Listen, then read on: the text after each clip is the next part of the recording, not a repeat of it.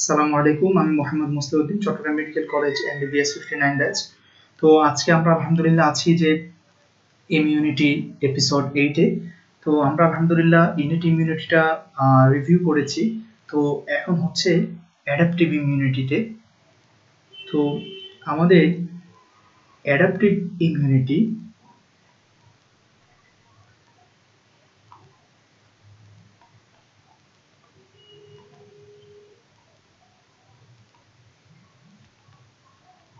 তাহলে অ্যাডাপটিভ ইমিউনিটিতে আমাদের সেল কি আছে? অ্যাডাপটিভ ইমিউনিটি বলতে আমরা সেলুলার কম্পোনেন্টস কি, একটা হলো যে আমাদের বি সেল, আরেকটা হলো টি সেল। অর্থাৎ এই বি সেল এবং টি সেল এটা হলো বি লিম্ফোসাইট এবং টি লিম্ফোসাইট। আর হিউমোরাল কম্পোনেন্ট যেটা অ্যাডাপটিভ ইমিউনিটির আন্ডারে, অর্থাৎ যেটা প্লাজমাতে ওর বডি ফ্লুইডে থাকে, সেটাকে আমরা বলছি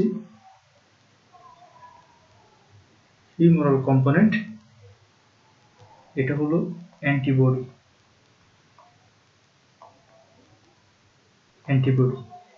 ওকে, তো আমরা আজকে ইনশাল্লাহ এটা নিয়ে জানছি। তো তার আগে আমাদের জানতে হবে যে কিভাবে বি সেল ডেভেলপ করে এবং টি সেল ডেভেলপ করে, কারণ কি ডেভেলপমেন্টের সাথে ওদের অ্যান্টিবডি প্রোডাকশন অ্যান্ড টি সেলের মাধ্যমে তার ইমিউন রেসপন্সটা রিলেটেড। ইমিউন রেসপন্স, ওকে, ওগুলো হচ্ছে রিলেটেড। চলুন আমরা দেখে আসি প্রথমে যে ইনশাল্লাহ বি সেল ডেভেলপমেন্টটা। তো আপনারা ইতিমধ্যে জানেন যে আমাদের যে ব্লাড সেলস গুলো, রেড ব্লাড সেলস এন্ড হচ্ছে WBC প্লেটলেট, ওরা আমাদের এমব্রায়োনিক লাইফে ফর্ম হয় এমব্রায়োনিক স্যাক থেকে, এবং এর পরের স্টেজে ফর্ম হয় লিভারের স্টেম সেল থেকে, এবং আফটার বার্থ ওরা ফর্ম হয় বোন ম্যারো থেকে। তো আমরা আফটার বার্থ নিয়ে আলোচনা করছি।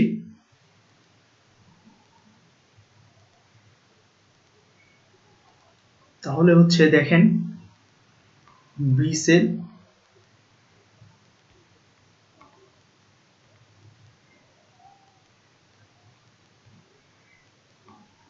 ডেভেলপমেন্ট। ওকে, আচ্ছা, তাহলে আমরা আছি এখন, ধরুন আমরা একটা বোন ম্যারোর ভিতরে আছি।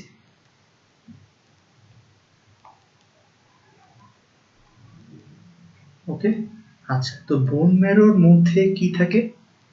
সব স্টেম সেল। স্টেম সেল নিয়ে রিসার্চের পর রিসার্চ, এখনো রিসার্চ হচ্ছে স্টেম সেলটা নিয়ে। এই স্টেম সেলটা আসলে কি? স্টেম সেল হলো যে ও যে কোনো ধরনের সেলে রূপ নিতে পারে এবং খুব র্যাপিডলি প্রলিফারেশন করতে পারে। তাহলে স্টেম সেলে দুইটা ঘটনা ঘটে, একটা হলো তার প্রলিফারেশন,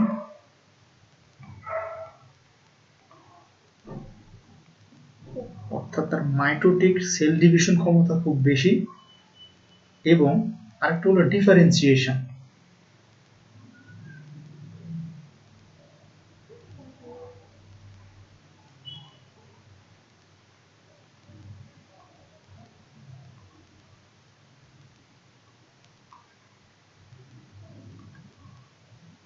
ডিফারেন্সিয়েশন, এই ডিফারেন্সিয়েশনটা কি? ডিফারেন্সিয়েশন হলো একটা সেল, ধরুন এটা একটা সেল, ও আরেক ধরনের সেলে রূপ নেবে, এটা হলো একটা ডিফারেন্সিয়েশন।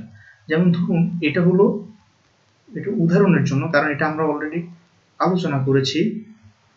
ধরুন এটা হলো মনোসাইট, এই মনোসাইটটা টিস্যুতে গিয়ে কি হয়ে যায়? ম্যাক্রোফেজ। তাহলে এক ধরনের সেল আরেক ধরনের সেলে রূপ নিল, এটাকে আমরা বলছি ডিফারেন্সিয়েশন। আর প্রলিফারেশন মানে কি? প্রলিফারেশন মানে হলো একটা সেল মাইটোটিক সেল ডিভিশন করে অনেকগুলো সেল হয়ে গেল, এটা হলো প্রলিফারেশন। তাহলে এই হলো প্রলিফারেশন এন্ড ডিফারেন্সিয়েশনের মধ্যে ডিফারেন্স। তাহলে বোন ম্যারোতে আছে স্টেম সেল। তাহলে এখানে বিভিন্ন ধরনের স্টেম সেল থাকে, আমরা কোন স্টেম সেলে আছি, যেটা বি সেল ডেভেলপমেন্টের সাথে রিলেটেড। তাহলে এই ডেভেলপমেন্টের সাথে রিলেটেড এই সেলটার নাম হলো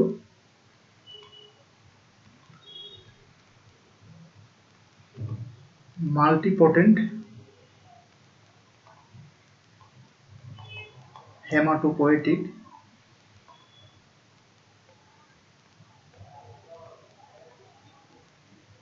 স্টেম সেল।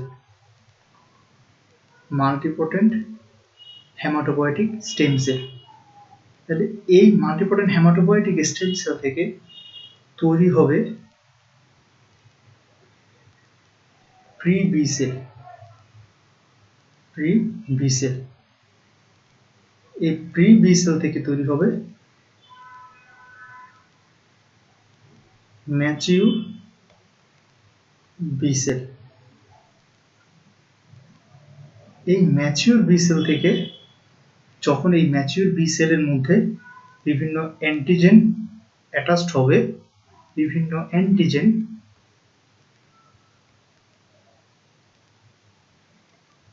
তখন এই ম্যাচিউর বি সেলে ক্লাস সুইচিং হবে। ক্লাস সুইচিং হয়ে সে অ্যাক্টিভেটেড হয়ে তৈরি করবে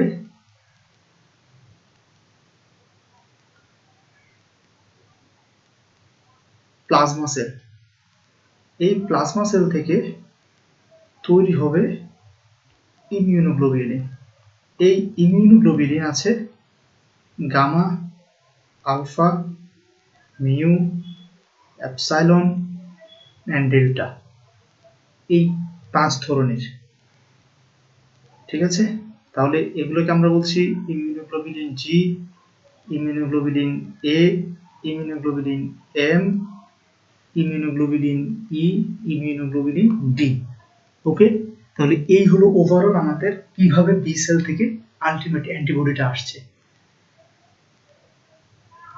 চলুন এবার আমরা ভেতরে যাই। তাহলে আজকের ভিডিওটা একটু কমপ্লেক্স, বাট আপনারা যদি ইনশাল্লাহ প্রথম থেকে শেষ পর্যন্ত মনোযোগ দিয়ে দেখেন ইনশাল্লাহ বোঝা যাবে। তাহলে ধরুন এই হলো আমাদের মাল্টিপটেন্ট হেমাটোপয়েটিক স্টেম সেলটা। Okay, multipotent haematopoietic stem cell. এই সেল থেকে তৈরি হলো প্রি বি সেল। এটা হলো pre B cell. Pre B cell. Okay, আচ্ছা এখন দেখেন এই যে প্রি বি সেলটা তৈরি হলো, এই প্রি বি সেলের থেকে পরবর্তী স্টেপটা কি? পরবর্তী স্টেপটা হলো যে mature B cell. Mature B cell. Okay, এখন এই সব প্রি বি সেল কিন্তু এই ম্যাচিউর বি সেল স্টেজটাতে যেতে পারে না। কিছু যাবে এবং কিছু যাবে না। সেটা কিসের উপর ডিপেন্ড করছে? সেটা বুঝতে হলে এই যে প্রি বি সেল, এটার মধ্যে হিউজ একটা পারমুটেশন কম্বিনেশন হয়। এখানে অনেক মেজর একটা ইভেন্ট ঘটে। ঠিক আছে, সেটাকে আমরা বলছি যে রিকম্বিনেশন।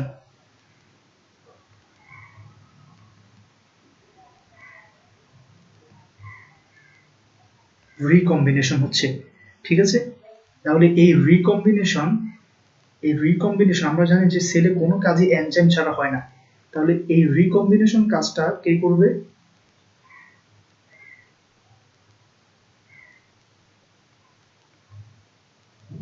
রিকম্বিনেজ এনজাইম করবে।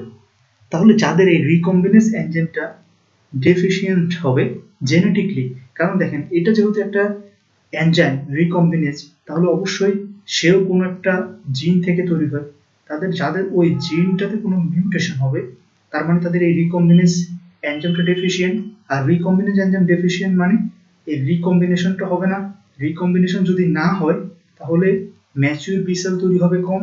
ম্যাচিউর বি সেল যদি কম তৈরি হয় তাহলে প্লাজমা সেল হবে কম। একটার সাথে একটা রিলেটেড, খুবই মজার বিষয়গুলো। তাহলে প্লাজমা সেল হবে কম, প্লাজমা সেল যদি কম হয় তাহলে ইমিউনোগ্লোবুলিন অর্থাৎ অ্যান্টিবডি তৈরি হবে কম, অ্যান্টিবডি যদি তৈরি কম হয় তাহলে তার ক্ষেত্রে রেড অ্যালার্ট সাইন, সেটাকে আমরা কি বলছি? ইমিউনোডেফিসিয়েন্সি। এটাকে আমরা বলছি ইমিউনোডেফিসিয়েন্সি। ঠিক আছে, ইমিউনোডেফিসিয়েন্সি। তাহলে এই বিষয়টা হচ্ছে এই কারণে। ওকে, আচ্ছা, তাহলে আবার দেখেন এই রিকম্বিনেশনটা কিভাবে হচ্ছে।